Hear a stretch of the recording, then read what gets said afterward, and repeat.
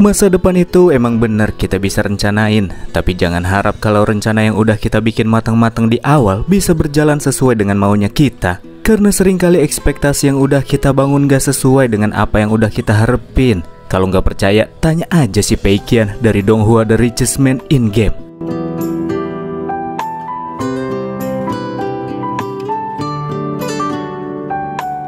Peikian ini cuma anak kantor biasa yang kalau datang ke tempat kerja sering banget hampir telat. Kalau lagi GoFood, milihnya setengah mati. Terus kalau udah waktunya jam kerja, dia sering main MOBA sampai-sampai bosnya curiga. Kalau udah waktunya jam pulang, dia pasti tank langsung go. Tapi di hari itu si bos nyuruh Peikian buat lembur. Aneh betul, padahal laporan yang mesti Peikian kerjain deadline-nya masih lama. Makanya di sini Peikian ngelawan bosnya sendiri. Dia ngebangkang perintah si bos dan pulang begitu aja tanpa merasa ngeri. Kelakuan Peikian yang berani bikin teman-teman kerjanya bangga sama dia. Tapi nyatanya itu cuma halu. Peikian itu penakut dan langsung lembur kalau lagi disuruh lembur sama bosnya.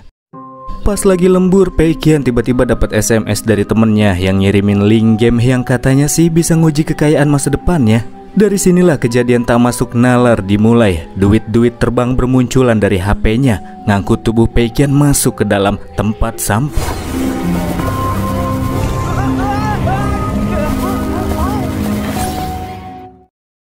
Setelah sadar, Peikian tahu-tahu sudah ada di asrama tempat tinggalnya pas lagi kuliah tahun pertama. Memang apa yang terjadi dirasa sangat aneh, tapi daripada balik ke dunia nyata, Peikian malah berpikir buat tinggal di sana supaya dia nggak jadi budak korporat kayak di kehidupan aslinya. Tak lama setelahnya muncul notif-notif mengambang sama avatar mirip TV yang kenalin kalau dia adalah sistem konversi kekayaan, bisa juga dipanggil Richter. Sistem yang bisa bikin dia kaya sama ngasih modal awal sebanyak 50.000 yuan atau kira-kira 100 juta kalau di Wakanda ini. Sistem juga jelasin kalau modal awal yang dikasih harus dipakai buat usaha dan gak boleh dipakai asal-asalan. Setelah durasi pencapaian yang ditentukan sistem selesai, nantinya uang pencapaian dari usaha Peikian bisa diubah jadi uang pribadinya buat motivasi.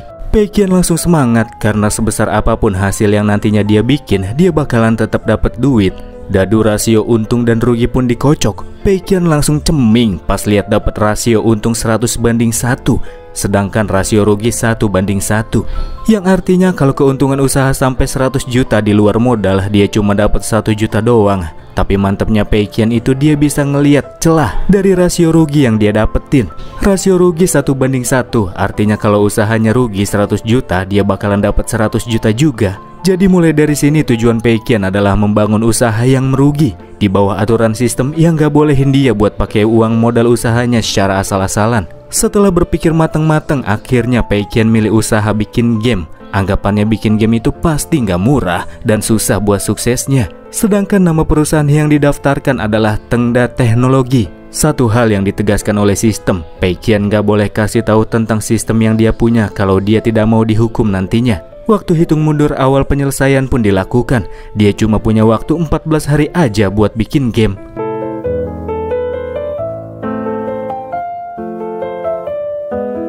Pas lagi pusing-pusingnya muncul Mayang, salah satu teman Peikian. Di sini Mayang ngasih tahu Peikian yang tanya cara buat game secara wajar dan dalam waktu cepat, di mana Peikian bisa beli draft dan desain game dari platform Astro yang cukup terkenal kayak Steam gitu.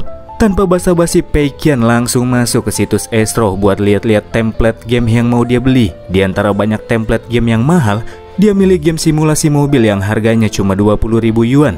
Dan kemudian pakai sisa uangnya buat beli beberapa fitur yang bisa didapat di sana. Karena tujuannya buat rugi dan gak ada yang beli gamenya, Peikian ngehindarin desain mobil ganteng sama musuh di jalur balapan. Para pemain cuman bisa balapan sendirian sampai finish. Dan supaya bosen yang maininnya, jalur balap Peikian bikin kayak jalur naga yang panjang bet. Game itu dinamain Jalan Gurun yang Sepi. Dibanderol seharga 1 yuan, game ini punya penjelasan yang mengatakan mengemudi sendirian selama beberapa jam di Jalan Gurun akan memberikan seseorang suatu gambaran dari kehidupan. Cuman orang gak waras yang mau beli game kayak gitu.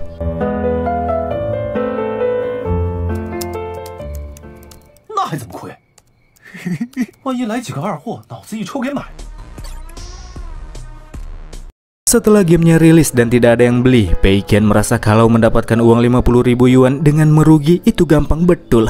Niatnya sih kalau dapat uang sebanyak itu dia mau jadi ikan teri yang suka males-malesan sama rakit PC gaming spek mentok-mentok. Sementara itu di tempat lain ada seorang reviewer game sampah bernama Xiao Laoxi. Dia bikin konten game sampah karena dari semua konten gamingnya cuma review game sampah aja yang lumayan banyak penontonnya. Itu pun dia masih tetap miskin. Di antara beberapa game yang baru rilis di Astro, ketemulah game Jalan Gurun yang Sepi. Memainkan game ini akan memberikan Anda arti tentang kehidupan karena cukup menarik dan harganya murah. Tanpa lama-lama Laoxi pun gas main gamenya. Nggak pakai tampilan awal kayak mencet-mencet start gitu, tahu-tahu gamenya langsung mulai. Lengah dikit game over, terus mulai lagi dari garis awal. Meskipun teramat sangat tidak mengesankan dan bikin boring, Laoxi tidak nyerah buat namatin game sampah yang bahkan nggak bisa di pause itu. Bener-bener sampah dan bikin kesel para player ini sih.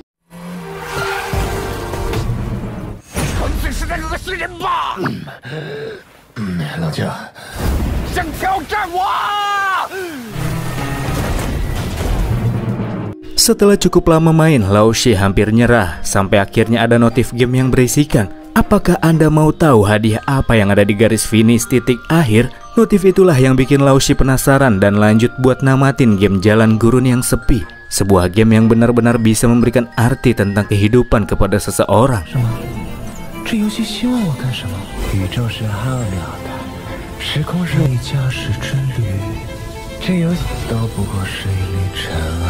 Dan setelah menghabiskan waktu selama 8 jam 42 menit 56 detik, Laoxi berhasil menuntaskan game super membosankan itu. Dan hadiah yang dia dapatkan setelah menuntaskan game tersebut ialah sebuah kalimat yang berisikan selamat kepada para player karena sudah berhasil menyia-nyiakan 8 jam berharga dalam hidupnya. Ketika lagi di kelas, Pei Qian dengar beberapa murid yang lagi ngomongin game baru cukup populer dan bisa bikin kecanduan. Sebuah game yang bisa ditamatin 8 jam non-stop. Mendengar itu tanpa ragu, Pei Qian cabut dari kelas lewatin Pak dosen yang baru saja tiba. Balik ke asrama dan cek laptopnya, Pei Qian benar-benar tidak menyangka gimana bisa game sampah yang dia buat sudah dibeli hampir oleh 10.000 orang. Hari itu saja ada 2.000 orang yang beli. Di antara banyak komentar di dalam platform, komentar terpopuler ada di Xiao Laoxi. Mayang yang juga ada di kamar memberitahukan kalau Laoxi itu seorang reviewer game sampah yang sedang ia tonton. Dalam kontennya, ia menyebutkan Jalan Gurun yang Sepi adalah game yang jangan sampai dimainin saking sampahnya. Namatin game tersebut 8 jam, maka akan ada tulisan yang memberikan ejekan kepada para player karena sudah ngabisin waktu dengan hal yang tidak berguna. Tapi karena review minus tersebut, orang-orang malah penasaran buat download Jalan Gurun yang Sepi. Bahkan Mayang juga niatnya mau mainin itu game. Dia penasaran karena kata orang-orang ada easter egg abis namatin game itu 3 kali. Gile. Ya, dari sinilah Pei Qian mengetahui alasan kenapa game bikinannya malah laku keras.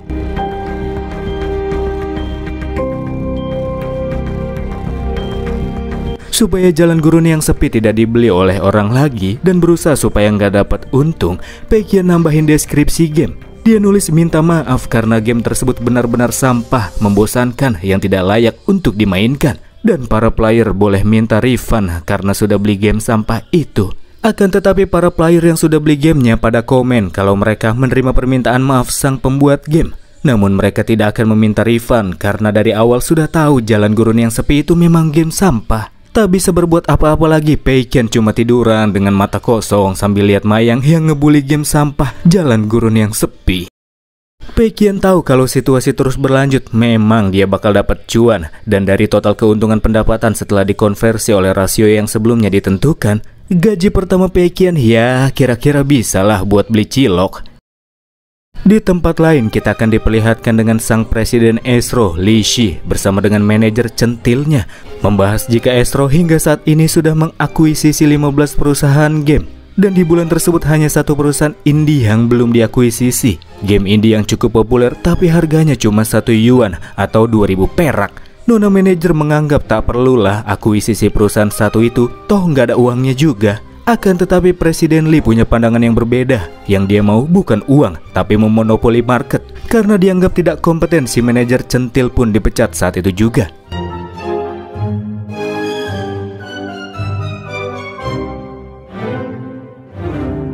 Waktu 2 minggu yang telah ditentukan pun berakhir. Hingga saat itu, game Jalan Gurun yang Sepi sudah terjual sekitar 200.000 kopi. Dan setelah dikonversi, pendapatan pribadi Pei Qian bener aja cuma 700 yuan saja. Mayan bisa buat beli cilok. Sistem juga menjelaskan, jadi setiap putaran itu ada dana tetapnya. Pada putaran kedua selanjutnya dana tetap sebesar 300.000 yuan. Karena dana Peikian yang sekarang kurang sesuai dengan kesepakatan awal, di mana sistem kembali nambahin dana usaha Peikian sampai ke angka 300.000 yuan.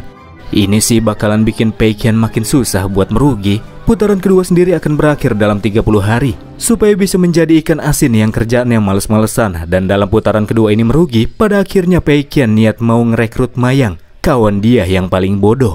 Punya orang bodoh yang bekerja di sisi Peikian, dia sangat yakin selanjutnya perusahaan Tengda pasti bakalan merugi. Sepanjang hari mulai dari kelas sampai ke kantin, Peikian ngeliatin Mayang terus pakai tatapan cinta. Peikian menganggap Mayang bagaikan sebuah berkah. Talent kebodohannya yang absolut benar-benar sangat dia butuhkan. Karena Peikian nempel terus sama Mayang, bahkan orang-orang yang melihat mereka berdua berpikir kalau keduanya itu homo sapien. Dan pada akhirnya Peikian pun mengungkapkan kalau dia akhir-akhir ini sedang buat game. Dan karena Mayang dirasa sangat berbakat, Peikian mau merekrutnya sebagai karyawan. Mayang yang pada awalnya mau nolak karena dia nggak bisa bantu bikin, pada akhirnya setuju setelah mengetahui jika Peikian merupakan sang developer game Jalan Gurun yang Sepi, game baru yang sangat populer. Mayang bahkan langsung pergi buat beli buku-buku tentang programming biar bisa jadi karyawan yang bisa ngebantu Peikian. Tapi Mayang benar-benar tidak bisa diandalkan. Baru baca satu halaman tahu-tahu langsung ketiduran.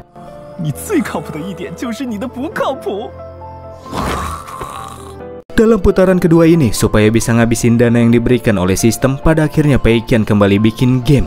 Dan game yang kali ini dia pilih adalah game kartu yang cuma rilis di HP, bertemakan Three Kingdom. Game dengan genre dan tema tersebut dia pilih karena sudah ada banyak pesaing yang bikin seperti itu. Jadi normalnya game pasaran kayak gitu sih pasti sepi yang download kan, bisa rugi banyak nih. Untuk bisa membuat game kartunya, Peikian bisa beli UI sampai desainnya dengan gampang dari internet. Tapi dengan alasan supaya bisa bikin game terbaik, Peikian tidak akan ngelakuin cara itu. Bikin desain dengan harga yang mahal pun bakal dia lakuin supaya bisa bikin game kartu terbaik. Padahal mah niatnya supaya dana usahanya bisa berkurang cepat.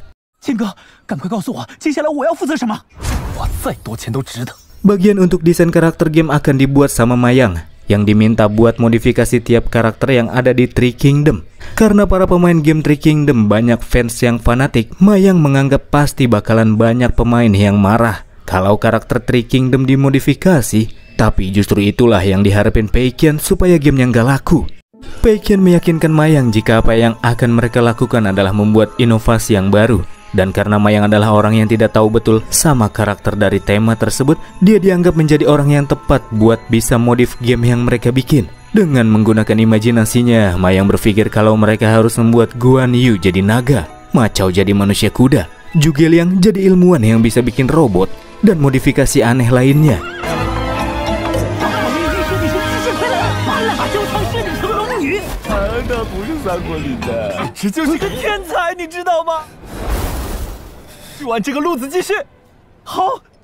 Sementara itu di tempat lain, Presiden Lee yang kini bersama dengan manajer barunya sedang membahas game tema Three Kingdom yang semakin hari semakin menurun peminatnya. Tapi di tengah itu semua si manajer dapat kabar kalau perusahaan Tengda sedang berencana buat game tema tersebut. Dan menurut analisa si manajer, pasti Tengda bakalan bernasib sama seperti perusahaan lain yang game Three Kingdom-nya nggak laris di pasaran. Pada akhirnya karena si manajer baru dianggap sok pinter, dia pun dipecat sama seperti manajer sebelumnya.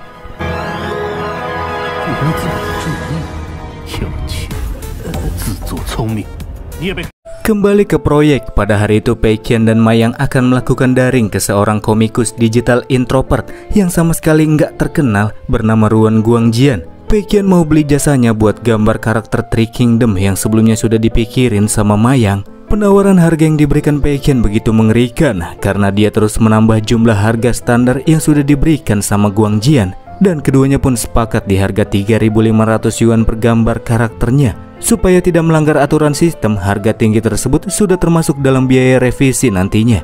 Guangjian sendiri ditemani dua rekan tukang gambarnya dalam proyek tersebut. Rekan-rekannya ini pada ngeluh karena gambar yang harus mereka buat sangat aneh. Mana ada Guan Yu dari klan naga sama Zhuge Liang seorang ilmuwan di zaman canggih. Namun karena bayaran yang mereka terima nggak sedikit, tidak ada pilihan lain lagi selain mengerjakannya dengan sungguh-sungguh.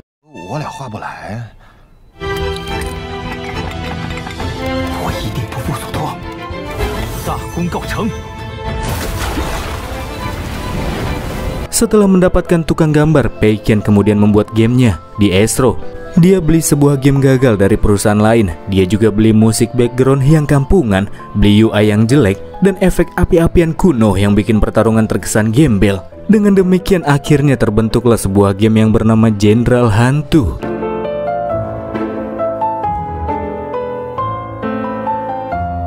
Sebelum masa-masa perilisan, Peikian benar-benar tidak mengira jika gambar yang dibuat oleh Guangjian, sosok komikus nggak terkenal, nyatanya sangat bagus dan begitu realistis. Dia merupakan seorang master tukang gambar tersembunyi. Jika Peikian tahu fakta ini sedari awal, tentu saja dia tidak akan membeli jasa Guangjian. Gambar dari karakter yang bagus berkemungkinan akan dilirik oleh para pemain, dan karena sudah terlanjur, dia cuma bisa berharap kalau game kartu miliknya nggak laku-laku amat. Di hari pertama perilisan, Mayang yang sedang memantau pekerjaannya mendapati sudah ada 100 orang yang mendownload gamenya. Namun ada pula ratusan komentar negatif terkait dengan game tersebut, mulai dari musik dan efek spesial yang jelek, alur game yang B aja, serta gambar karakter Three Kingdom yang sangat aneh-aneh. Peikian sangat senang melihat komentar negatif dari para player, nunjukin kalau gamenya pasti bakalan merugi. Tapi kejadian tersebut sangat tidak biasa, dan menurut Mayang pasti ada buzzer yang coba buat jelek-jelekin game mereka. Bagi Peikian, entah siapapun sang buzzer, dia sudah menjadi sosok penyelamat untuknya. Melihat Peikian yang tidak terganggu dengan semua komen negatif itu, Mayang menganggap jika bosnya itu punya mental yang begitu kuat, dia sangat cocok jadi panutanku. Di tempat lain, Ruan Guangjian bersama dengan rekan komikus digitalnya merasa sangat beruntung karena mereka bisa mendapatkan klien yang begitu baik, bahkan tidak meminta satupun revisi dari gambar yang sudah mereka buat. Di luar masalah itu, yang bikin Guangjian heran ialah kenapa game Jenderal Hantu sama sekali tidak melakukan promosi, jadi cuma sedikit yang download gamenya. Mencoba memainkan game tersebut, Guangjian merasa kalau game Jenderal Hantu memang cukup sederhana kalau dibandingkan game kartu yang lainnya. Namun di tengah-tengah game, tanpa diduga dia mendapati 2 kartu SSR berturut-turut.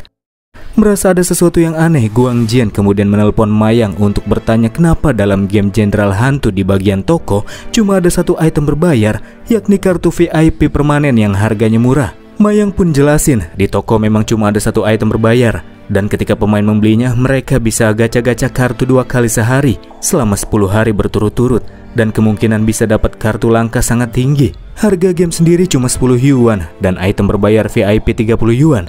Guangjian yakin jika jual harga segitu sih, seharusnya perusahaan Tengdar nggak dapetin untung sama sekali dong. Kata Mayang, semua itu adalah ide Peikian yang merasa karena pemain sudah bayar di awal, maka ketika in-game, mereka tidak boleh terlalu banyak beli item berbayar lain. Bahkan sebelumnya Peikian juga sempat tidak mau buat kartu member VIP yang baru banget ditambahin belum lama ini. Menurut Mayang, Peikian itu sosok baik hati yang pengen para penikmat game Kerehore bisa ngerasain gimana rasanya dapat kartu langka. Dia juga buat game Jenderal Hantu sampai kehabisan uang, itulah alasan kenapa tidak ada promosi untuk game tersebut. Setelah menutup panggilannya, Guangjian bersama dengan teman komikusnya yang menganggap Peikian sebagai sosok hebat yang tak peduli uang dari buat game, pada akhirnya memberikan bantuan dengan melakukan promosi mandiri.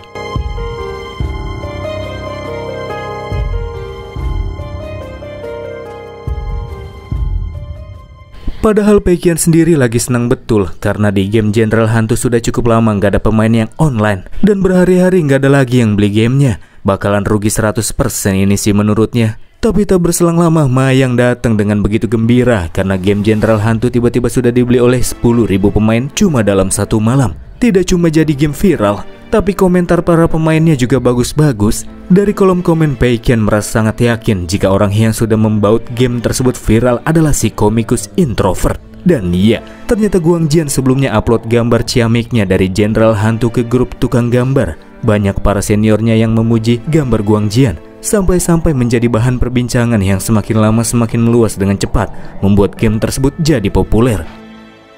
Sambil minum kopi, Mayang semakin bangga sama panutannya itu. Dia mengira pasti Peikian sudah memegang kendali sedari awal. Dia sudah mengetahui pada akhirnya game Jenderal Hantu bakalan laku abis. Tapi Mayang masih heran sebenarnya siapakah yang sudah membeli buzzer buat jelek-jelekin game mereka di awal perilisan.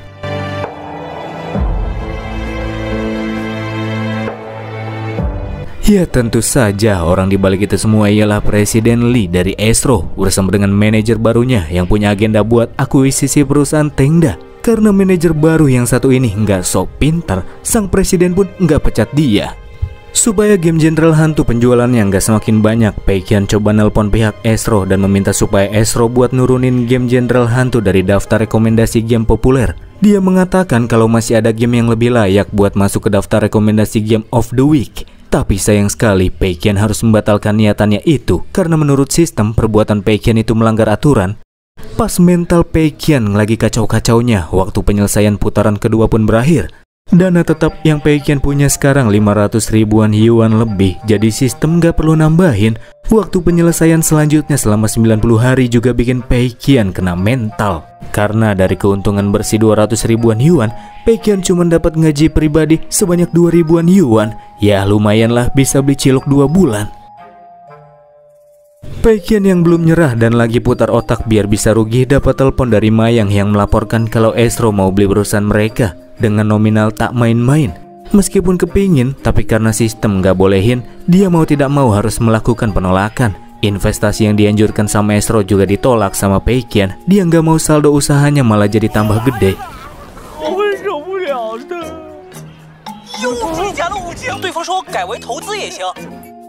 Presiden Lee yang dapat penolakan dari Peikian kesal bukan main. Baginya itu merupakan suatu penghinaan. Tapi di sisi lain dia malah semakin tertantang buat dapetin perusahaan Tengda biar jadi milik dia. Sementara itu, karena punya dana usaha yang semakin besar dan harus ngabisin uang itu dengan cara yang cepat dan diperbolehkan, Peikian niatnya mau kembangin perusahaannya. Kayak rekrut karyawan baru, sewa tempat yang mahal, dan semua hal yang dibolehin sama sistem.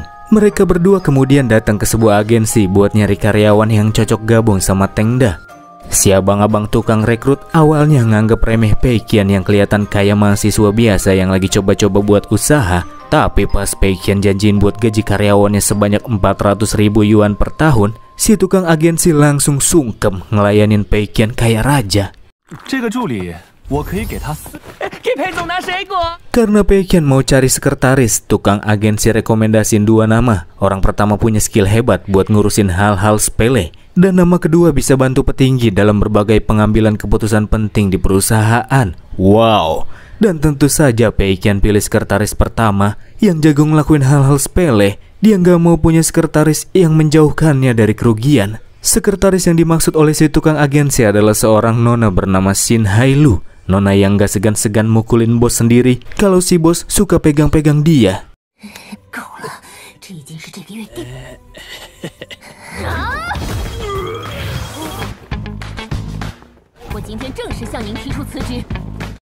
Pas keluar dari ruangan, Peikian ketemu sama cewek Pink lagi nonton berita pujian buat game Jenderal Hantu.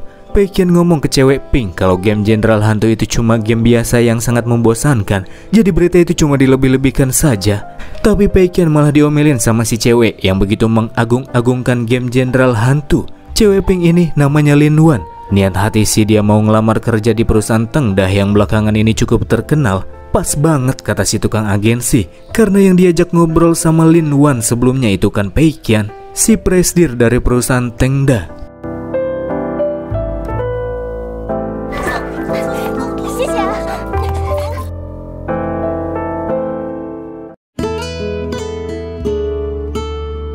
Keesokan harinya di sebuah kafe, Peikian ketemuan sama sekretaris barunya.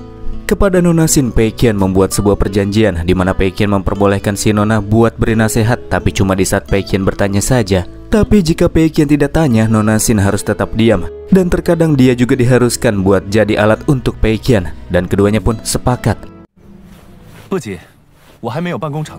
Kemudian mereka berdua pun cari ruangan yang lebih besar buat dijadiin kantor. Tanpa ragu, Peikian langsung sewa 1 lantai bangunan penuh buat dijadiin kantornya. Si sales yang coba cari keuntungan dari Peikian nawarin bangunan dengan dekorasi yang lebih indah tapi harganya lebih mahal.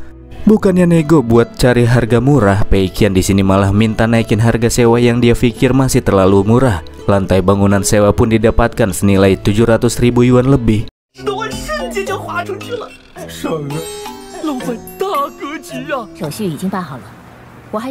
Setelah mendapatkan ruangan kantor dan menghabiskan banyak uang dalam sekejap, Peikian juga akan memesan peralatan kantor yang tidak murah, kira-kira sebesar 800 ribu yuan totalnya. Karena dia tidak mau kantor yang biasa-biasa saja, kantor tersebut setidaknya harus nyaman bagi para karyawannya. Disewa pula apartemen 2 kamar buat tempat tinggal Peikian berlokasi di gedung yang sama.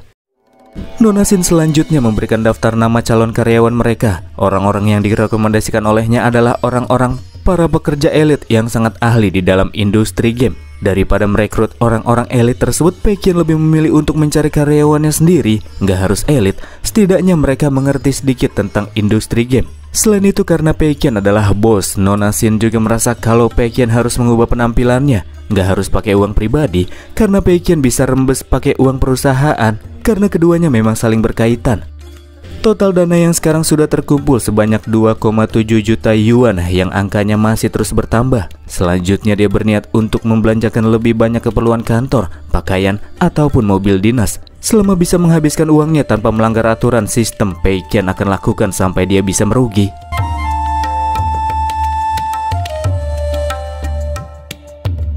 Dengan tampilannya yang mewah, Peikian datang ke warnet untuk bertemu dengan maniak gaming bernama Bao Shu dari universitasnya yang sudah tinggal di warnet 3 tahun. Peikian yakin merekrut maniak gaming tersebut sebagai karyawannya pasti bisa membuat perusahaannya rugi. Pelanggaran sistem juga tidak akan berlaku karena Bao Shu sangat mengerti tentang game. Selain menjanjikan Bao Shu bisa main game sepuasnya di kantor nanti dengan monitor ganda, Bao Shu juga akan dijadikan sebagai desainer game nantinya. Menurut Peikian, tidak ada satu orang pun yang tahu tentang game lebih baik dari Bao Shu. Jika dia gabung, maka Bao Shu bisa membuat game super paling sempurna dengan tangannya sendiri. Penawaran yang Peikian berikan sangat bersinar. Tak sampai berhari-hari buat keputusan, Bao Shu langsung setuju dengan penawaran Peikian sebelum dia pergi dari warnet tersebut. 我愿意出山，去你公司上班。我终于等到这个机会了。 Esok harinya Peikian bangun kesiangan, padahal lagi ada jadwal interview karyawan baru. Pas lagi mau masuk lift, Peikian ketemu sama pelamar. Peikian di sini juga ngaku mau ngelamar di perusahaan Tengda. Pria kacamata tersebut ngelamar siang hari karena dia manfaatin waktu istirahat di kantornya yang sekarang. Dia mau pindah kerja karena di kantornya dia disuruh lembur terus. Tanpa diduga, pas pintu lift terbuka, pria kacamata itu ketemu sama atasannya di kantor yang juga pengen ngelamar di perusahaan Tengda. Si atasan menganggap pasti si kacamata nggak bakalan diterima karena perusahaan Tengda punya syarat yang tinggi buat jadi karyawannya. Pas masuk ke dalam ruangan kantor, 2 pekerja mirip cosplayer nyambut Peikian, sang presdir Tengda. Bikin si kacamata di sebelahnya kaget karena orang yang sebelumnya ngobrol sama dia ternyata presiden perusahaan tersebut. Pas lagi interview, si kacamata yang lamarnya sudah dilihat sama Peikian mau cepet-cepet keluar dari ruangan tersebut. Dia pikir pasti nggak bakalan diterima karena dia baru setengah tahun kerja di industri game. Namun siapa sangka Peikian malah menganggap si kacamata adalah orang yang sangat pas buat kerja di kantornya. Dia langsung diterima dan boleh kerja abis resign dari kantor lamanya. Setelah dihitung-hitung, Peikian menjanjikan bakal gaji si kacamata 4.000 yuan per bulan, lebih tinggi 2,5 kali lipat dari gaji si kacamata di kantor sebelumnya.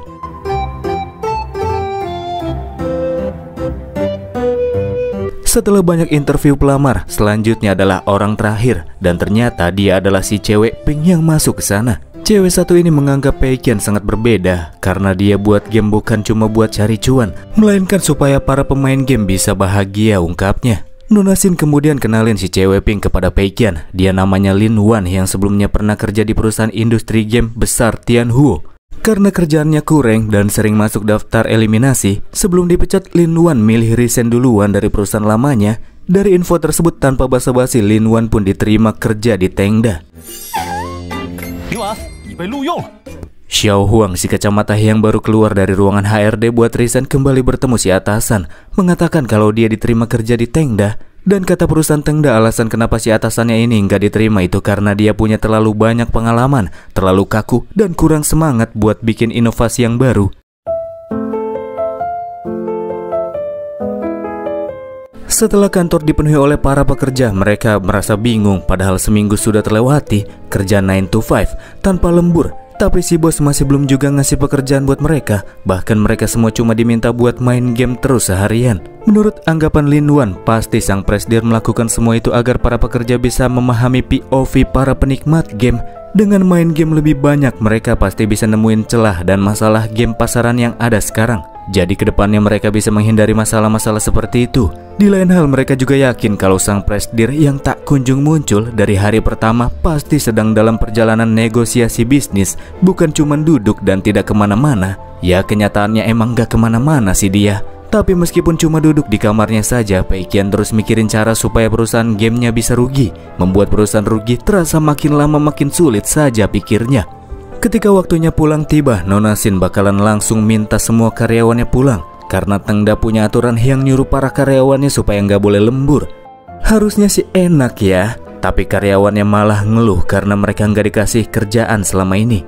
Pada saat itu sebelum semuanya pulang, si bos pun akhirnya muncul, mengungkapkan kalau dirinya nggak muncul-muncul akhir-akhir ini karena sedang mempersiapkan masa depan perusahaan mereka. Setelah sukses dengan 2 game sebelumnya, untuk selanjutnya Peikian juga berencana buat bikin lagi. Dan kali ini genre yang mau dia ambil adalah game FPS yang bisa dimainkan di konsol dan PC. Pada proyek pembuatan game tersebut, Peikian cuma akan memberikan sedikit panduan di tahap awal dan sisanya akan diberikan kepada si kacamata dan maniak gaming yang diberikan tanggung jawab penuh sebagai pemimpin dalam pembuatan game FPS tersebut. Masuk ke bagian panduan, sambil duduk gemetar di kursi goyang, Peikian menjelaskan jika game FPS yang mesti mereka buat adalah game yang juga bisa dimainkan oleh para pemula. Punya plot cerita yang bagus, serta ada senjata yang unik di dalamnya, sampai-sampai para pemain bisa tertarik ketika membelinya. Menurut Baoshu, game FPS sendiri biasanya disukai oleh para player gila yang suka mekanik. Mode yang punya plot cerita di dalamnya juga sudah berkurang dan tidak lagi populer. Ditambah dengan game jenderal hantu yang udah ngerusak pasar, si kacamata beranggapan kalau reputasi perusahaan Tengda bisa rusak parah. Dia akan dapat masalah besar nantinya. Ya, memang itu sih tujuan asli Peikian bikin game FPS yang beda. Dalam proyek tersebut si kacamata ditunjuk buat jadi perancang gamenya, sedangkan Baoshu si maniak gaming jadi manajernya. Peikian beri keduanya waktu 2 minggu buat bikin draft game FPS yang mereka bentuk. Pas waktu jam pulang kantor, Peikian senang karena tidak ada karyawannya yang lembur. Cuma ada Baoshu saja, itu sih karena dia emang nginep terus di sana buat main game. Setelah Peikian cabut, ternyata Xiao Huang, si kacamata juga diam-diam masih di sana. Karena dia jarang ketemu sama si bos yang terlalu baik kayak Peikian, dia milih buat lembur mandiri tanpa dibayar. Mulai dari sinilah keduanya sering lembur-lemburan biar bisa bikin game yang bagus. Sebagai maniak gaming yang sudah mainin banyak game dari yang membosankan sampai yang seru, Baoshu sudah ada sedikit gambaran tentang game yang akan keduanya buat. Game yang berlokasi di area perairan tempat pengeboran minyak yang areanya tidak terlalu besar, sedangkan lawan yang harus dihadapi ialah gerombolan mumi. Meskipun game itu bisa ningkatin adrenalin, tapi mekaniknya nggak dibuat sulit supaya para pemula bisa menikmatinya. Sebagai plot ceritanya, si pemain juga akan punya pendamping selama berlangsungnya game. Dia adalah loli bisu tanpa pengisi suara dan cuma bisa gerakin muka ketika berkomunikasi. Si loli juga akan membimbing para pemain buat nuntasin teka-teki yang ada di dalam game tersebut. Itulah pemikiran Baoshu tentang game yang akan mereka buat.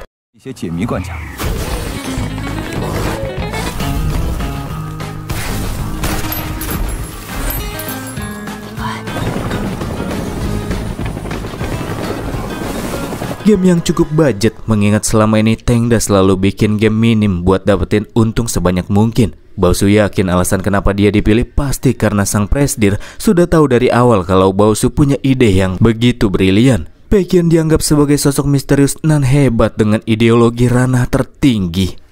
Pas lagi asik-asiknya lembur, mereka nggak sadar kalau Mayang lagi pergokin keduanya. Pas lagi di kelas, Peikian dapat VN dari si kacamata kalau kerangka dari game miliknya sudah dibuat. Peikian tidak nyangka kalau karyawannya bisa kerja cepat dan rajin-rajin, padahal Peikian ngarepin mereka supaya males-malesan kerjanya. Saat itu Mayang laporin kalau akhir-akhir ini si kacamata lembur terus. Pikir MC mungkin itulah alasan kenapa kerjaannya bisa selesai dengan cepat. Setelah tahu itu, Peikian ngajak Mayang buat cabut dari kelas buat kembali ke perusahaan. Tapi nggak jadi deh. Pas Mayang bilang kalau si kacamata cuman main game semalaman di kantor, Peikian minta Mayang buat lupain aja masalah si kacamata itu.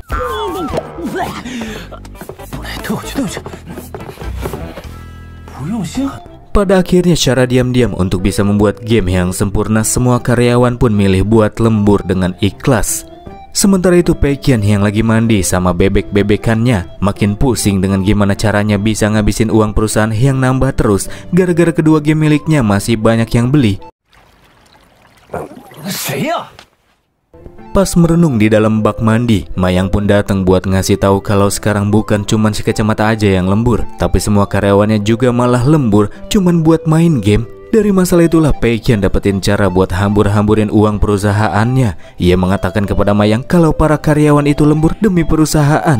Mereka semua main game itu buat dalemin pekerjaan mereka. Dan karena bisa berdampak buat kesehatan mereka, sebagai bos yang baik, Peikian bakalan kasih uang lembur buat mereka semua. Kebaikan Peikian langsung bikin Mayang nangis terharu karena si bos sangat peduli sama pekerjaannya dan juga para pekerjanya.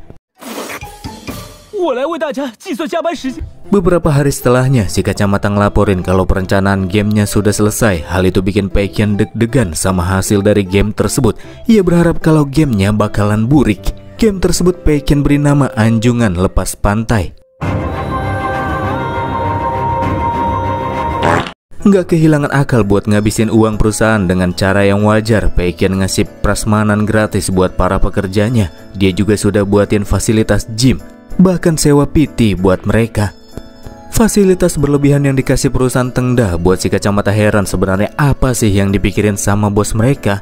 Bos sebaik itu cuma ada di dunia fantasi mikirnya. Dengan begitu positif thinking, Lin Wan yakin kalau semua hal yang diberikan oleh sang bos mulai dari fasilitas sampai nggak boleh lembur adalah cara si bos buat ningkatin efisiensi produktivitas para pekerjanya. Si kacamata tidak menyangka kalau Lin Wan itu sangat tahu tentang Peikian. Kata-kata itu membuat Lin Wan sangat senang dan makin lope-lope sama si bos.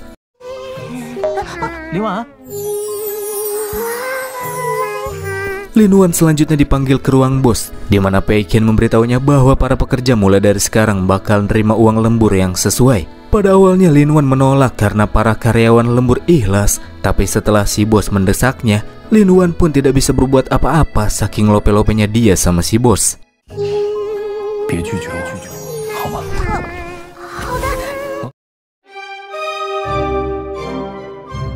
Di tempat lain, Presiden Li Shi dari Astro kali ini membuat rencana untuk mengacaukan perusahaan Tengda. Ia meminta kepada perusahaan game Tianhuo yang terkenal buat ngerekrut semua pekerja yang ada di perusahaan Tengda. Meskipun para pekerja di Tengda cuma punya skill pas-pasan, pokoknya mereka semua harus direbut. 1 bulan kemudian, ketika berada di kelas, si dosen terlihat punya kesan baik sama Peikian yang jarang bolos kelas. Beda sama Mayang yang terlihat lagi bolos. Tak berselang lama, Peikian mendapatkan panggilan dari Mayang yang melaporkan kalau perusahaan Tianhuo sedang berusaha merebut para pekerja yang sedang ada di proyek pembuatan game Anjungan Lepas Pantai. Tanpa berlama-lama, Peikian pun langsung cabut dari kelas menuju perusahaan. Ketika kembali ke perusahaannya, di sana cuma ada Mayang, sementara ruangan kantor terlihat begitu berantakan. Peikian tidak menyangka kalau para pekerjanya bakalan pergi di momen-momen krusial tersebut, karena cuma tinggal 1 bulan lagi sebelum masa perilisan game terbaru mereka.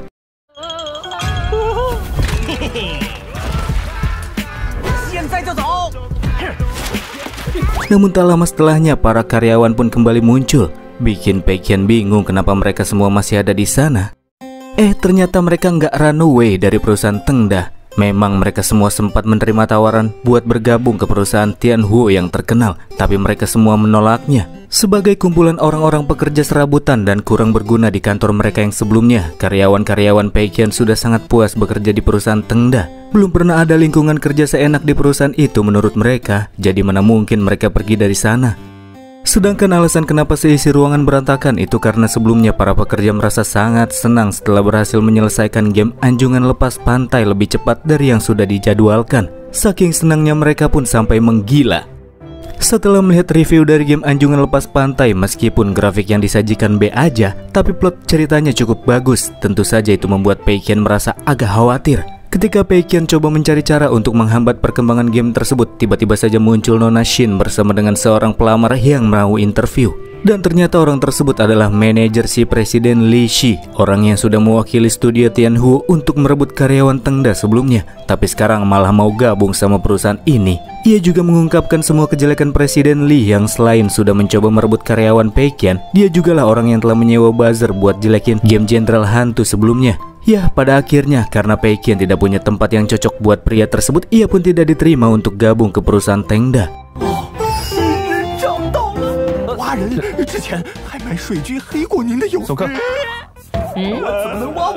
Demi meredam semangat para pekerjanya, Pei Qian kemudian melakukan kunjungan ke perusahaan Tianhuo yang terkenal, sebuah perusahaan tempat di mana Lin Wan kerja sebelumnya. Selain memiliki tempat yang luas, tempat tersebut juga halamannya dipenuhi oleh hutan-hutan bambu. Ada juga tempat parkir karyawan di area belakang yang tiap bulannya ada diskon parkir. Sangat aneh bagi karyawan Tengda yang selama ini bisa parkir gratis di tempat kerja mereka.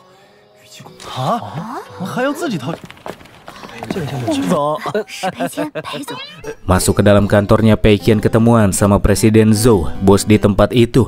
Sementara Presiden Zhou berpikir yang aneh-aneh tentang kompetitornya, Pei Qian sendiri malah mikirin makan malam buat karyawannya nanti. Pokoknya mesti yang mahal-mahal, pesen makanan yang bisa bikin duit usahanya cepat habis. Sebagai hadiah atas pertemuan perdana di antara mereka, Presiden Zhou niat hati mau ngasih mainan edisi terbatas dari perusahaan Tianhuo. Sementara dia milih-milih mainan yang bagus, muncullah karyawan Tengda. Habis berkeliling, mereka menceritakan kalau ternyata perusahaan game nomor 1 itu nggak seberapa ya. PC kerja di perusahaan Tengda jauh lebih mumpuni. Tempat kerjanya juga terlalu ramai kayak kandang burung. Pokoknya bila dibandingkan dengan Tengda, fasilitas di perusahaan Tianhuo ini nggak ada apa-apanya. Ketika lagi jelek-jelekin tempat tersebut, mereka semua nggak tahu kalau ada si Presiden Tianhuo yang lagi milih mainan di pinggiran. Dan dia dengar semuanya. Lin Wan langsung jadi batu karena nggak tahu kalau ada mantan bos lamanya itu di sana. Dan lagi dia jelek-jelekin. Supaya semakin akrab, akhirnya kedua belah pihak melakukan pertemuan karyawan untuk saling berbagi pengalaman. Sebagai pertanyaan perdana, Mayang yang baru kerja di Tengda bertanya kenapa banyak karyawan yang kerja di hari Sabtu, padahal Tengda aja libur. Presiden pun jelasin kalau Sabtu itu hari kerja biasa bagi Tianhuo, karena memang banyak perusahaan yang kerja selama 12 jam, 6 hari dalam seminggu di sana. Ketika Mayang nanya lagi tentang uang lemburan, karyawan Tianhuo langsung pada bingung, karena di sana sebenarnya tidak ada yang namanya uang lemburan. Lewat jam kerja, loyalitas itu namanya. 没有加班费一说的。首先，问问题，不是让你拆人家的台呀。 Asisten Presiden Zhou selanjutnya memperkenalkan perusahaan mereka. Dia cukup membangga-banggain perusahaannya yang sudah merilis banyak game terkenal. Dan game yang terakhir rilis bergenre MMORPG. Dia ngerendahin Lin Wan. Menurutnya dalam game yang rilis terakhir kali, Lin Wan juga punya kontribusi. Dan kontribusinya ialah resign sebelum dia dipecat. Jadi dia tidak ngehambat kerjaan orang lain. Tak ngebiarin itu semua, Pei Qian tiba-tiba manggil Lin Wan dengan jabatan supervisor dan memintanya untuk jelasin semua pengalaman yang dia dapatkan dari perusahaan Tengda. Kepada semua orang di ruangan, Lin Wan menjelaskan jika kreativitas dari perusahaan Tengda berada di bawah kendali Pei Qian. Dia memperkenalkan kalau Pei Qian bukan cuma sekedar produser game biasa yang punya tujuan biasa juga. Contohnya seperti Jalan Gurun yang sepi. Selain punya marketing terbalik, game satu itu juga bisa bikin pemain toksik berubah jadi lembut. Terus ada juga game Jenderal Hantu. Selain punya grafis karakter yang unik dan memukau, game tersebut juga punya pandangan jauh dan berani untuk menantang hal tabu di industri game. Bagi Lin Wan, Presiden Pei adalah sosok seniman dalam game. Aneh sekali pikir Pei Qian, padahal selama ini dia cuma berusaha buat merugi.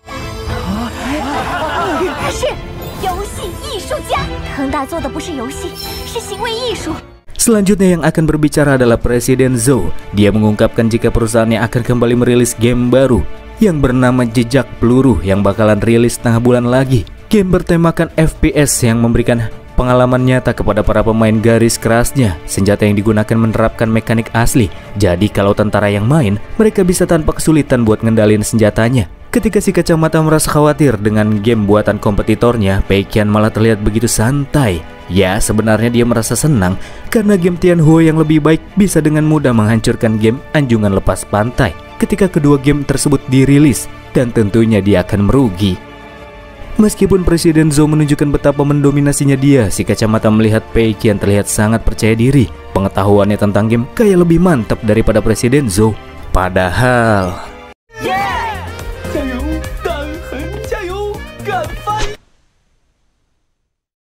Pas pulang dari perusahaan Tianhuo, semangat karyawan Tengda bukannya melemah, malah jadi tambah kuat.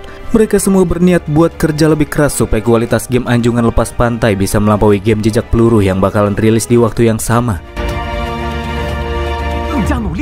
才能把游戏的品质做上去。委婉地提醒大家要有危机意识。在紧张的情况下，还要安排这场团建，不把海上油井做好，还有什么脸待下去？又如此尊重每一位创作者，我们加油，打败海豚！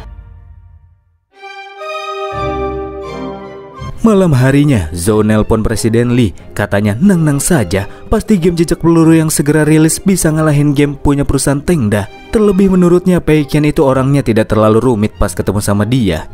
Tapi tiba-tiba Presiden Lee ngomel-ngomel. Menurutnya Zhou sama sekali tidak tahu apa-apa tentang Peikian yang sangat berbahaya dan lebih menakutkan dari apa yang dibayangkan oleh Zhou.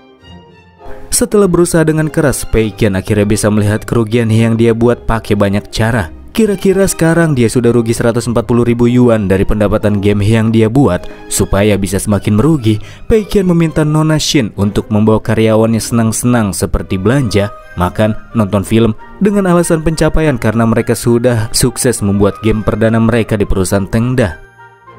Pas lagi nonton bioskop, tiba-tiba saja film berubah jadi video karyawan Tengda. Dalam video itu mereka menyampaikan selamat karena perusahaan Tengda sekarang sudah berhasil menyempurnakan game Anjungan Lepas Pantai dan game tersebut bisa rilis 1 hari sebelum game Jejak Peluru. Rencana Peikian sendiri adalah supaya gamenya rilis bareng game kompetitor. Biar nggak laku, makanya dia nggak bakalan biarin game Anjungan Lepas Pantai rilis duluan. Di malam itu Peikian ngerayain pesta sama karyawannya sampai mereka mabuk dan tidur seharian penuh. Karena itulah game yang seharusnya dirilis besok malah rilis berbarengan sama Jejak Peluru. Setelah beberapa jam perilisan baru ada 100 yang download, padahal gamenya gratis. Berbeda dengan Jejak Peluru yang sudah didownload ribuan orang padahal harganya mahal. Di lain hal, Lin Wan juga bingung kenapa Anjungan Lepas Pantai promosinya masih belum muncul di mana-mana. Padahal membuat promosi sangat berpengaruh pada jumlah pembelian. Dengan promosi, bahkan game sampah sekalipun bisa sukses. Tak tinggal diam begitu saja, para karyawan minta dana sama Nona Shin dengan alasan memajukan perusahaan, di mana mereka niat ngundang pemain terkenal buat nyoba server uji coba Anjungan Lepas Pantai, sekalian melakukan optimasi lebih lanjut terkait dengan game baru mereka. Ya, karena memerlukan persetujuan presiden mereka untuk bisa mendapat anggaran dan mereka tidak mau membebankan perusahaan, pada akhirnya masalah itu akan diurus oleh Lin Wan. Dia punya seorang kenalan pro player garis keras game FPS yang sangat terkenal di kalangan e-sport bernama Zeji.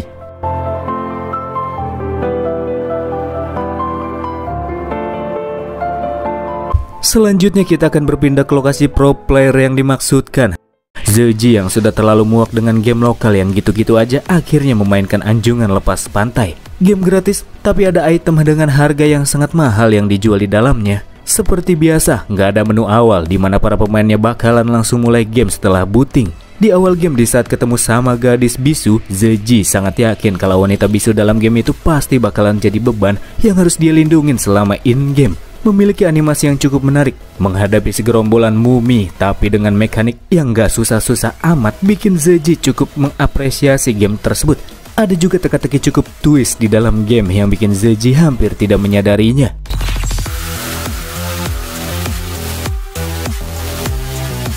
Puas setelah main game Anjungan Lepas Pantai, Zeji datangin perusahaan Tengda. Ia merasa sangat puas dengan game yang dibuat sama perusahaan itu, sampai ia bertanya-tanya, kok bisa-bisanya mereka kepikiran buat game yang sangat berbeda dari game-game yang sekarang ada di pasaran. Dia juga sempat tertipu saat mainin game itu. Dia kira supaya bisa menang, dia harus lari secepat mungkin ke lantai dasar dan nyari kapal buat kabur dari para mumi.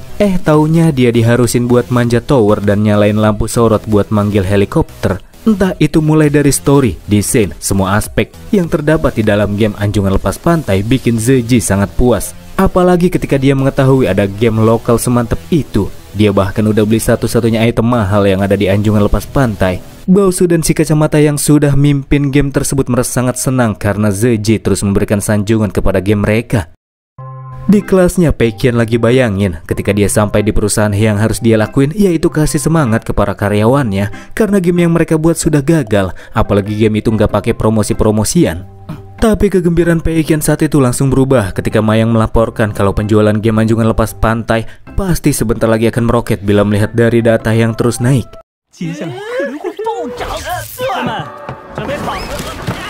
Sampai di perusahaan dengan terburu-buru, Peikian melihat para karyawan yang nampak biasa-biasa saja. Nggak ada yang terlihat senang di antara mereka, membuatnya beranggapan pasti prediksi Mayang tentang game yang meroket sudah salah. Namun ketika Peikian mencoba membuka obrolan, semua karyawannya langsung tepuk tangan.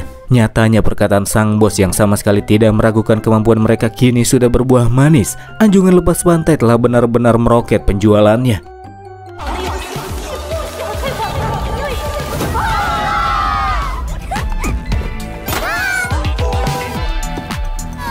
何裴总。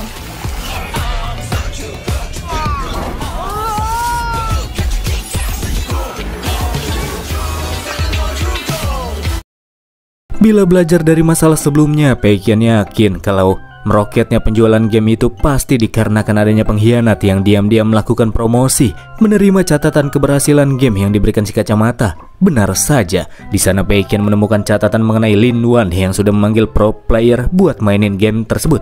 Bahkan si pro player ngasih ulasan yang sangat bagus, sehingga Anjungan Lepas Pantai menjadi game yang sangat populer. Strategi marketing di dalam game yang juga dipuji oleh Zeji si pro player membuat Peikian sadar jika pengkhianat sebenarnya bukanlah para karyawannya, melainkan dirinya sendiri yang sudah membuat game itu terkesan berbeda dari yang lainnya.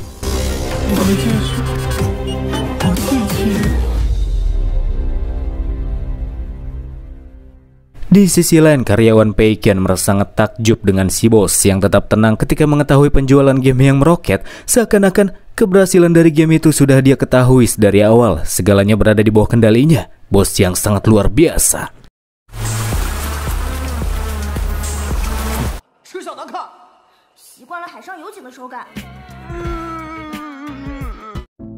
Pada akhirnya game Anjungan Lepas Pantai punya penjualan yang lebih tinggi dari game-game Tengda sebelumnya, dan angka pendapatannya masih terus naik seiring dengan berjalannya waktu.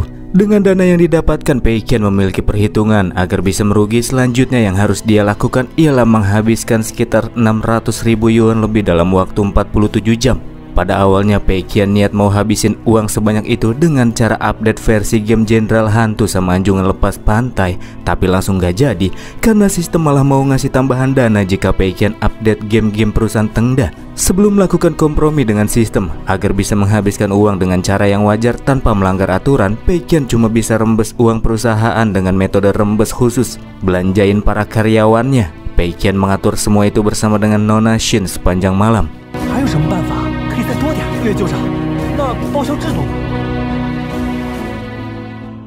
Di sebuah departemen store, Peikian dan para karyawannya kini sudah berkumpul. Mereka sangat antusias sebab mereka tidak belanja dengan uang gaji bulanan mereka, melainkan voucher belanja yang dikasih oleh sang bos. Hanya tersisa 2 jam sebelum waktu penyelesaian berakhir, Peikian harus membuat para karyawannya menghabiskan voucher belanjaan sebelum waktu penyelesaian habis. Jadi secara langsung Peikian bakal mantau para karyawannya itu.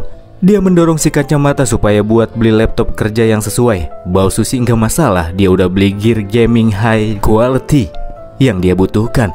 Dan karena Mayang suka ganti-ganti casing HP tiap harinya, Peikian nyuruh Mayang beli 1 ember casing HP, nggak tanggung-tanggung.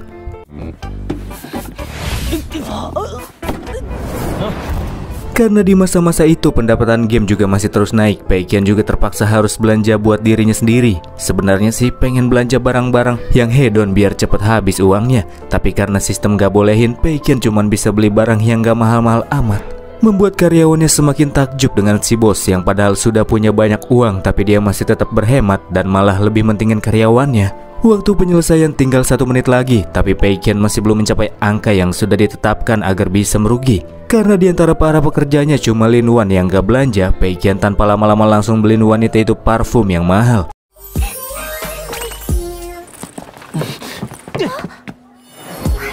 Menunggu waktu penyelesaian, akhirnya dalam putaran kali ini Peikian bisa merugi. Uang pribadi yang dia dapatkan sebanyak 20.000 yuan. Meskipun gak seberapa, tapi dia yakin jika pendapatannya itu hanyalah awal menuju puncak kekayaan dengan menapaki jalan kerugian. Tepat setelah berbelanja, mereka semua kembali ke perusahaan di mana Peikian memberikan si kacamata dan Baoshu penghargaan piala serta menjadikan keduanya sebagai karyawan terbaik perusahaan karena sudah sukses membuat sebuah game yang populer. Namun siapa sangka di saat itu pula Peikian memecat si kacamata, seketika membuat semua karyawan bengong. 宣布，从明天起，黄思博就不用来了。他的岗位将由吕明亮。 Peikian di sini berusaha menyingkirkan orang-orang yang sudah membuat perusahaannya semakin maju. Dengan alasan si kacamata bisa menjadi pencipta game yang mandiri, dia juga memberikan pesangon sebesar 1 juta yuan. Seketika bikin karyawannya berpikir kalau itu sih bukan dipecat, melainkan si bos adalah malaikat. Sedangkan untuk Baoshu, karena dia sejatinya bukan pencipta game melainkan maniak gaming, Peikian memberikan Baoshu kesempatan buat cuti berbayar dengan anggaran tanpa batas. Meskipun gak mau, Baoshu dipaksa oleh si bos. dengan alasan kalau Baosu harus memperbanyak wawasan dan pengalamannya tentang dunia luar sebelum menciptakan game yang lebih ciamik dibandingkan dengan sebelumnya. Dan begitulah cara bagaimana Peikian menyingkirkan dua orang hebat tersebut sebelum memulai proyek barunya.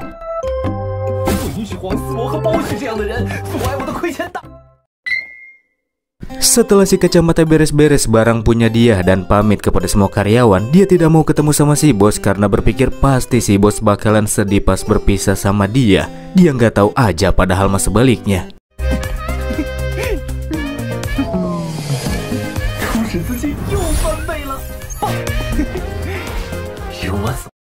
Belajar dari kesalahan-kesalahan sebelumnya, dalam proyek kali ini Peikian akan membuat game yang benar-benar tidak akan disukai oleh para pemainnya. Proyek dari game tersebut akan dipimpin oleh Lin Wan dan Ming Liang. Game bergenre petualangan teks di mana para pemainnya cuma harus memilih pilihan teks dari suatu narasi untuk bisa terus lanjut memainkannya. Berisikan tema tentang para kapitalis di dalam industri game. Game jenis ini sangat minoritas dan sangat jarang dilirik. Itulah mengapa Peikian sangat pede jika game tersebut nggak bakalan menarik minat para pemainnya. Memastikan game tersebut merugi, Peikian sendiri sudah memikirkan jalannya alur di game. Jadi Lin Wan dan Ming Liang cuma harus mengerjakan sisanya. Pemain nantinya akan berperan sebagai produser game biasa yang mengharuskan mereka untuk membuat setiap pilihan yang berkelanjutan. Setiap pilihan juga akan menunjukkan hasil yang berbeda-beda. Ada timeline dengan ending yang biasa saja, ada juga timeline dengan ending yang lebih rumit. Supaya gamenya terkesan lebih menarik, juga akan ditambahkan voice over, pengisi suara ketika sedang melakukan interaksi dengan para NPC di dalam game. Karena game tersebut dimaksudkan untuk menghina para pemainnya yang cuma ngabisin waktu dan uang buat para kapitalis, sebisa mungkin pengisi suaranya juga dibikin jelek. Ming Liang dan Lin Wan lah yang dipilih buat isi suara di game, karena mereka belum punya pengalaman.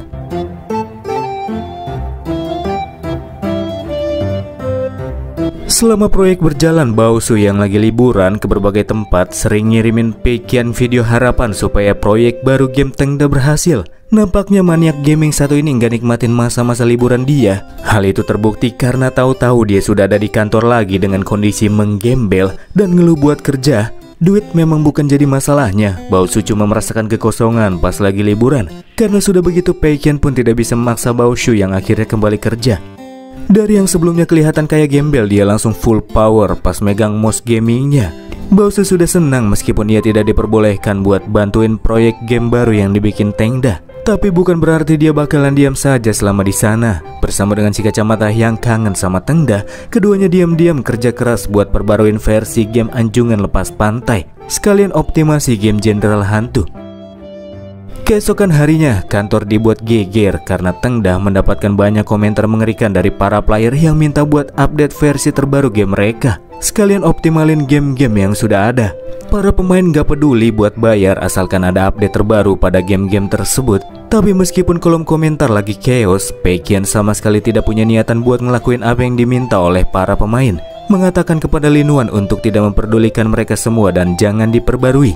Iya sih, tapi kata Lin Wan, sebenarnya sudah ada orang yang diam-diam melakukan optimasi pada game, yang pelakunya masih belum diketahui.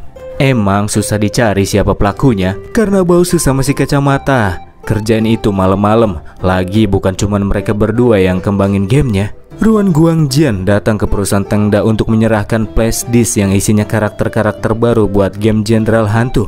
Karena Maya nggak ada di sana, Guangjian titipin ke Nona Xin.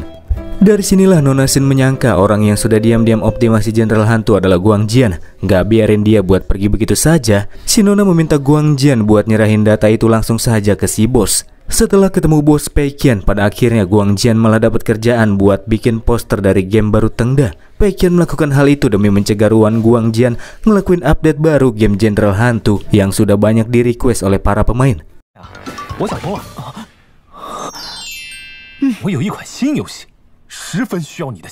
Sedikit review pengisi suara di game baru. Ternyata VO-nya benar-benar jelek, suara tinggi dan berisik di kuping. Tapi Peikian mengapresiasi Ming Liang dan Lin Wan yang dianggap punya bakat yang hebat. Bukan cuma itu saja, tidak seperti game-game sebelumnya. Kali ini Peikian akan melakukan promosi yang narasinya sudah dia buat secara pribadi. Dan yang bakalan ngelakuin promosi itu adalah reviewer game sampah Xiao Laozi, yang akhir-akhir ini dia nggak nemuin game sampah lain yang bagus sejak game Jalan Gurun yang sepi. Tapi pas lagi nyeduh Poppy, dia dapat pesan dari perusahaan Tengda yang ngajakin buat bisnis. Lausi senang bukan main karena pas bicara dengan Lin Wan dia ditawarin 10.000 yuan cuman buat promosi singkat. Tapi pas lihat narasi yang diberikan sama pihak Tengda, dia jadi nggak yakin. Karena Lausi diharuskan buat muji game baru dari Tengda yang direkomendasiin buat para penontonnya.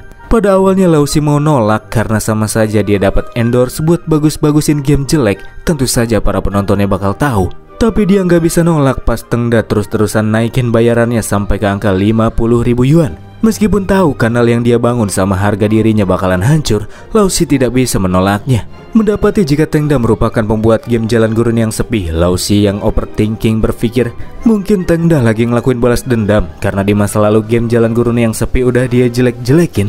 Karena bayaran sudah masuk, gak ada lagi alasan buat Lausi buat nggak bikin promosi tentang game tersebut. Kalau sebelum-sebelumnya Lausi ngeluh terus, kali ini di konten reviewnya dia udah kayak para penyokong game burik. Yang jelas para penontonnya bakalan tahu kalau dia dibayar buat bikin review rekomendasi itu. Reviewnya juga terkesan berlebihan. Setelah video promosi itu disebar dengan cepat, Tengda pun langsung masuk trending pencarian. Kantor mereka juga dikirimin banyak paket potongan pisau yang merupakan ancaman berdarah kiriman para pemain. Review-review game jelek tentang Lausi yang rekomendasiin game berjudul produser game itu juga mendapatkan banyak cacian dan makian dari orang lain. Dianggap sebagai iklan promosi paling menjijikan sepanjang sejarah. Selain produser game dirasa sudah menghina para pemain, ada juga yang beranggapan kalau Xiao Lausi diculik sama Tengda karena dia kedip-kedip matanya 3 kali pas bikin review itu. Ada juga yang bilang kalau Lausi berusaha dihancurin reputasinya sama Tengda yang punya dendam. Segala hal yang terjadi berujung terhadap para pemain yang menjadi punya kebencian sama perusahaan Tengda yang dianggap bisa ngelakuin apa aja, mentang-mentang dia perusahaan yang udah besar. Para pemain pun serentak ngelakuin boykot terhadap game baru perusahaan Tengda, dan itulah yang memang sedari awal diharapkan oleh Peikian.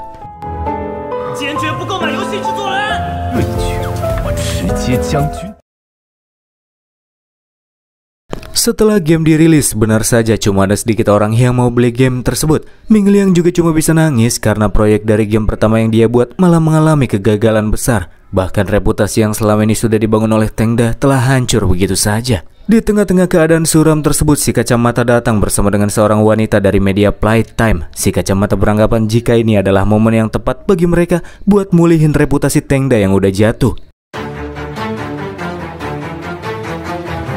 Dalam sesi wawancara yang disebarkan ke berbagai media, Ming Liang cuma bisa nangis karena dia merasa kalau dialah yang sudah merusak produser game sebagai penanggung jawabnya. Nona Sensei dia cuma berkata seadanya. Bausu dan kacamata berkata keduanya tidak punya kontribusi di game baru itu. Dan Mayang juga seakan-akan buat semuanya malah jadi tambah buruk. Akan tetapi pada kenyataannya yang membuat segalanya memburuk ialah sang editor dari media Playtime yang coba buat besar-besarin skandal dari perusahaan Tengda. Tak membiarkannya begitu saja, Lin Wan datang ke tempat si editor bekerja. Sambil marah-marah, dia minta wanita itu buat nggak motong-motong dan edit-edit videonya yang buat seakan-akan kalau Presiden Pei malah difitnah. Tak lama kemudian atasan si editor pun datang dan marah-marahin dia, menjelaskan jika Nona Lin Wan adalah pemilik grup Shenhua yang merupakan bos dari media Playtime. Jadi mengkritik Tengda sama saja dengan melawan grup Shenhua alias bos perusahaan mereka sendiri.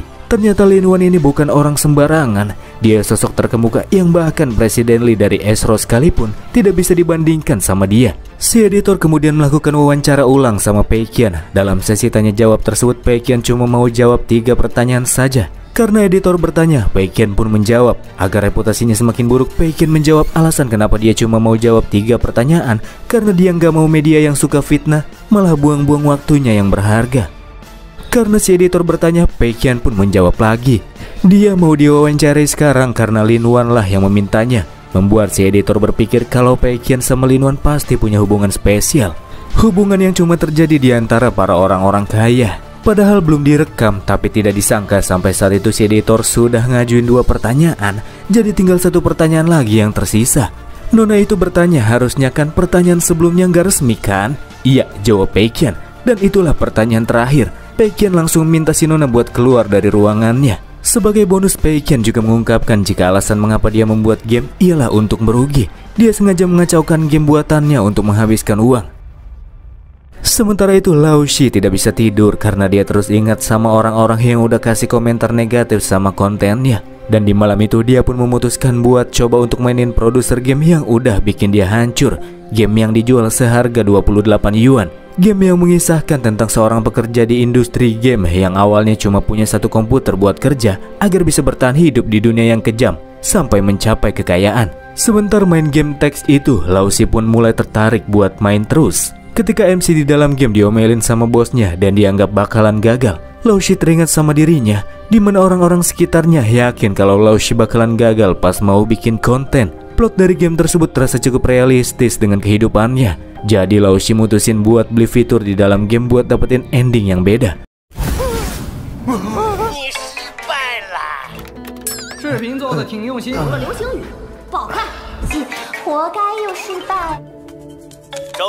Memainkannya secara berulang-ulang, dia pun akhirnya dapat timeline di mana MC bisa jadi produser game yang cukup sukses. Ya walaupun ujung-ujungnya malah tetap gagal sih. Terlalu into di dalam dunia game tersebut, Lao Shi akhirnya sadar jika game itu sebenarnya merupakan sebuah mahakarya yang dibuat oleh sang presiden Pei. Meskipun tidak baik buat Pei Qian, tapi berita dari media Playtime sekarang membuat reputasi Tengda menjadi semakin lebih baik dari sebelumnya. Berita wawancara dengan karyawan perusahaan Tengda yang sebelumnya sengaja dipotong-potong akhirnya disiarkan secara utuh. Ternyata sang presiden merupakan sosok yang sangat baik terhadap para karyawannya. Nggak pernah ada tuh bos yang sebaik dia di dunia.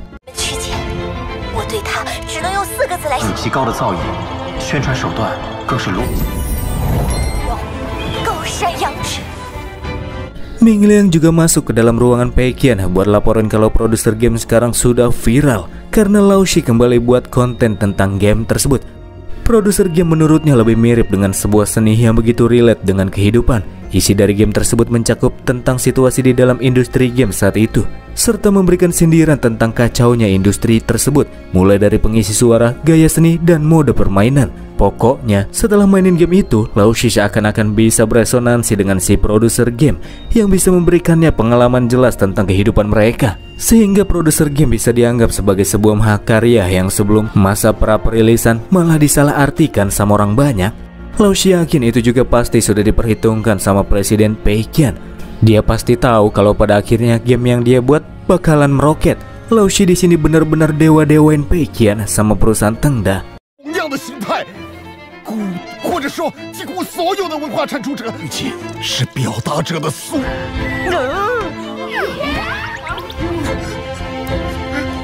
Melihat video tersebut, Pei Qian malah kesel abis. Lao Shi yang dianggap udah bicara omong kosong sampai-sampai mau dia bawa ke pengadilan atas nama pencemaran nama baik.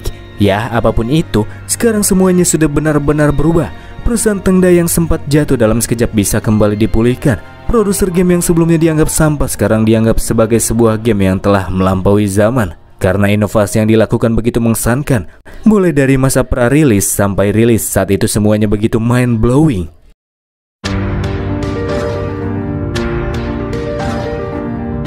Pei Qian yang kembali merasakan kegagalan berjalan dengan lemas, merasa jika dirinya tak lagi mampu melawan dunia jika hanya seorang diri saja. Dia cuma berharap akan ada orang yang bisa memberikan bantuan untuknya. Di tengah jalan, Pei Qian mendapatkan panggilan dari Presiden Li Shi, menyinggung Pei Qian karena sudah melakukan perbuatan yang tercela. Namun sebaliknya, Pei Qian di sini malah merasa jika Presiden Li adalah penyelamatnya. Presiden Li merasa kalau Pei Qian sudah provokasi dia dengan ngambil gaya Presiden Li yang gak pernah nampilin wajah ketika berada di depan media. Dan Pei Qian ngelakuin itu ketika wawancara dengan media Playtime sebelumnya. Pei Qian tidak mengerti dengan perkataan Li Shi, tapi dia yakin kalau orang itu pasti punya niat buruk sama perusahaannya. Sosok teman yang bisa membawa Tengda pada kehancuran. Tak berselang lama sistem pun muncul dan kali ini akan memberikan sebuah misi khusus untuk Pei Qian. Misi yang mengharuskannya untuk menghancurkan Fuhui Capital punya Presiden Li Shi.